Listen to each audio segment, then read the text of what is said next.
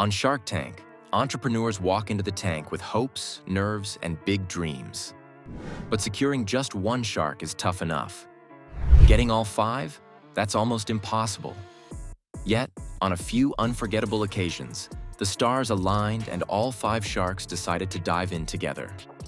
These rare moments weren't just about money. They were about shared belief, powerful storytelling, and ideas too good or too emotional to pass up. Today, we're breaking down the top 3 deals in Shark Tank history where all 5 sharks invested together. Let's dive in. One of the most emotional and iconic pitches in Shark Tank history came from the children of firefighter and inventor Keith Young. Keith had created the Cupboard Pro, a cutting board with a detachable container that catches scraps and juices as you chop. Simple, smart, and genuinely useful. But before he could pitch it himself, Keith tragically passed away from cancer linked to his time as a 9/11 first responder. Determined to carry on their father's dream, Keith's 3 children walked into the tank, their voices trembling yet determined. As they told their story, the room fell silent. It wasn't just a pitch, it was a tribute. They demonstrated the board's sleek design, how easily it caught scraps, and how it saved cleanup time. The sharks were visibly moved. Kevin O'Leary wiped tears from his eyes. Lori Greiner and Mark Cuban were speechless. In an extraordinary moment, all 5 sharks came together and offered $100,000 for 20% equity, to be split equally between them. Their goal wasn't just profit, they wanted to see Keith's vision live on. The result? Cupboard Pro became a national sensation. Within weeks, they sold out of inventory, gained massive media coverage, and even landed retail deals. Updates in Season 11 showed that the product had blossomed into a thriving brand, still run by the Young family, still honoring Keith's legacy. This deal proved something powerful when a product is paired with heart, passion, and purpose. Even the toughest investors unite. When Charles Michael Yim walked into the tank, he carried something every partygoer, bar patron, and responsible driver wishes existed. A tiny, pocketable breathalyzer that hooked up to a smartphone. The product Breathometer promised you could check your blood alcohol content with a compact gadget and an app, right from your keys. It was a simple, punchy idea with an obvious mass-market use of safety, convenience, and the kind of tech meets everyday utility investors salivate over. On the show, Season 5, Yim asked for a relatively modest check. He reportedly asked for $250,000 for 10% equity. What followed was one of the rarest moments in Shark Tank history. All 5 sharks saw the potential and agreed to invest together, ultimately committing roughly $1 million in total for about 30% equity. A unanimous blockbuster group deal that made headlines. The sharks who put cash on the table were Mark Cuban, Kevin O'Leary, Daymond John, Lori Greiner, and Robert Herjavec. That shared vote of confidence instantly turned Breathometer into one of the show's most high-profile success stories, at least at first. Why the explosive interest? The pitch hit at the intersection of safety and tech at the right time. Smartphones were already transforming daily life. A cheap consumer breathalyzer seemed like an obvious next step. Yim's demo worked on camera, the product looked polished, and the market was huge. Ride-sharing, bars, tailgates, college campuses everywhere someone might want a quick BAC check. The sharks saw a product with immediate retail potential, subscription opportunities, and critically, an emotional public safety angle that made the pitch politically and socially persuasive. After the episode aired, sales poured in and press coverage followed. Breathometer rode the Shark Tank effect hard. Placements in media, distribution talks, and enthusiastic early adopters. But the story that followed is the one entrepreneurs and investors now study in business school case studies. By 2017, the company faced a major regulatory and reputational blow. The Federal Trade Commission, FTC, charged Breathometer with making unsubstantiated accuracy claims, saying the devices and ads overstated how reliably the product measured blood alcohol content.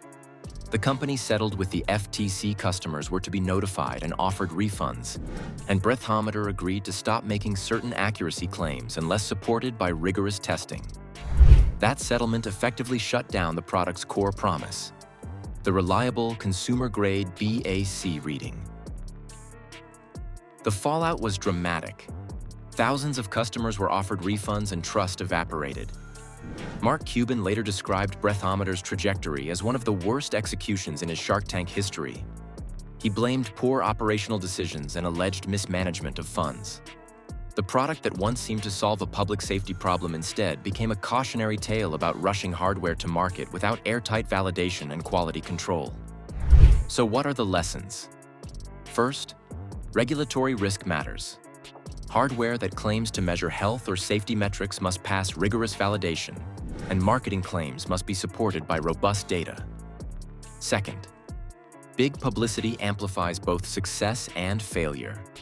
The same Shark Tank moment that drove millions in sales also spotlighted the product's shortcomings when things went wrong. Third, founder execution matters even more than product-market fit. You can have a great idea and big demand, but governance, testing, and prudent cash management determine whether the opportunity becomes a sustainable business or a public failure. Breathometer's rise and fall is complex. It's a story of brilliant product intuition, extraordinary short-term success, and long-term collapse because the technical and regulatory foundations didn't hold. That's why it remains one of Shark Tank's most studied and most sobering investments. A reminder that the glamour of a shark handshake can hide the tough work still to be done after the cameras stop rolling. On Shark Tank, innovation often walks in quietly. But when Brian Schimmerlich stepped into the tank with his company Vengo, he brought with him a bold vision that immediately caught every shark's attention. At first glance, Vengo didn't look like much. It wasn't a flashy gadget or a quirky consumer product. It was a sleek, wall-mounted vending machine about the size of a flat-screen TV with a digital touchscreen interface. But behind its minimalist design lay something far more ambitious: the future of automated retail. Brian opened his pitch with a simple yet powerful question. What if you could place a retail store anywhere in just 2 feet of space? He explained how traditional vending machines are bulky, outdated, and offer very little engagement or data to the brands that use them. Vengo's machines, on the other hand, were designed to be compact, data-driven, and incredibly smart. Each unit could be mounted on walls in places where traditional vending simply couldn't go: gyms, college campuses, hotels, offices, even subway stations. With a sleek touchscreen display, users could buy items like snacks, earbuds, personal care products, or even phone chargers in seconds. But the real brilliance lay in the back end. Vengo's platform allowed brands to track real-time analytics: what's selling, when, and where. It wasn't just selling products. It was gathering data, delivering ads, and building micro-retail spaces at scale. Brian walked the sharks through the numbers. Vengo was already live in over 100 locations, generating strong revenue with promising margins. The machines cost much less than traditional vending units to build and operate, and because they were so small, they could be deployed almost anywhere. Their business model combined product sales and digital advertising revenue, turning each machine into a mini profit engine. Even better, the company's relationships with large distribution partners meant they were ready to scale fast without heavy upfront capital. This wasn't just another vending business. It was a tech-driven retail network in the making, and the sharks were clearly intrigued. Negotiations heated up quickly. The sharks wanted in, but they also knew this wasn't a typical consumer product pitch where only one or two could realistically partner. Kevin O'Leary raised concerns about risk. Lori Greiner loved the design. Daymond John saw branding potential. Robert Herjavec wanted to push the tech angle, and Mark Cuban immediately recognized the scalability. Then came the twist. Rather than fighting over equity, all 5 sharks decided to team up. They offered $2 million as a loan in exchange for 3% equity combined. The structure gave Brian the capital he needed while allowing all 5 sharks to share the upside and limit their downside. It was a rare, strategic show of unity. The sharks weren't just investing in vending machines. They were investing in a network of future retail touchpoints. Since that landmark deal, Vengo has grown exponentially. The company has deployed thousands of machines across the US, partnered with leading consumer brands, and become a staple in locations where traditional vending could never fit. They've also expanded their software platform, turning each machine into a data-rich digital advertising hub. What started as a compact vending machine has evolved into an entire retail ecosystem, and it all began with a unanimous yes from the sharks. Vengo's pitch stood out because it showed that when you bring innovation, scalability, and a crystal-clear vision into the tank, even the most competitive sharks will unite behind you. These three pitches, Cupboard Pro, Breathometer, and Vengo, are etched into Shark Tank history because they achieved what almost no one else has: getting all 5 sharks to invest together. What made these moments special wasn't just the money involved. It was the rare alignment of passion, purpose, and potential. Whether it was honoring a father's legacy, revolutionizing safety tech, or reimagining retail, these entrepreneurs showed that when your pitch resonates deeply enough, even the fiercest competitors will unite behind you.